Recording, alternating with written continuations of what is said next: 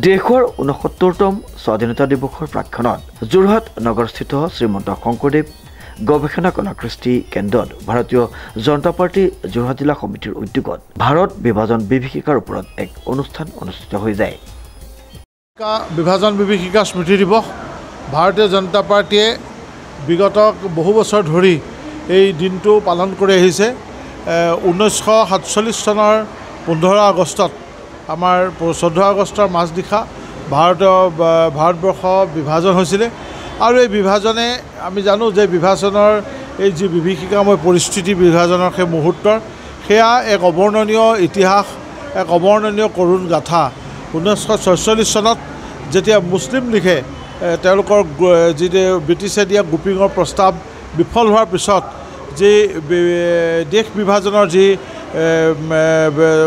দাবী কৰিলে আৰু 1947 চনত আগষ্ট মাহত তেওঁলোকে যি প্ৰত্যক্ষ সংগ্ৰাম বা ডাইৰেক্ট একশ্যন ঘোষণা কৰিলে, লগতে ডু অৰ ডাই এই শ্লোগানেৰে তেওঁলোকে সমগ্ৰ দেশত যি সাম্প্ৰদায়িক সংঘৰ্ষৰ যিটো বিভীষিকা সৃষ্টি কৰিলে, সেই বিভীষিকাই দেশ বিভাজনৰ প্ৰাক মুহূৰ্তলৈকে গোটেই আমাৰ এই উপমহাদেশখনক জোকাৰি গ'ল।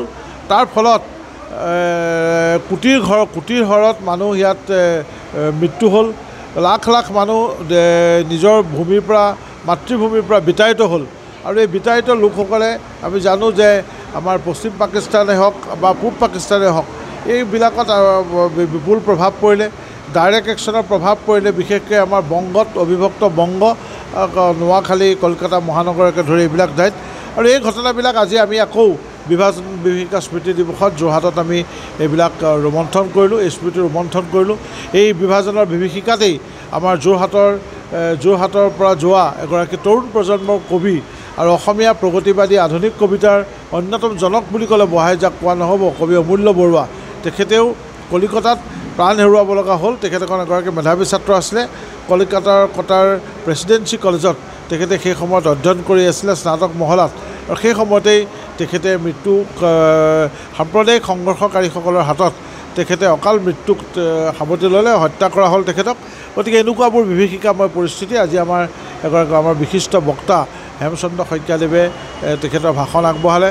শ্ৰদ্ধা হিতেন্দ্ৰনাথ গোস্বামী ডাঙৰীয়াই নিৰ্দিষ্ট বক্তা হিচাপে আজি যোৰহাট সমষ্টিৰ বিধায়ক তেখেতে ভাষণ আগবঢ়ালে।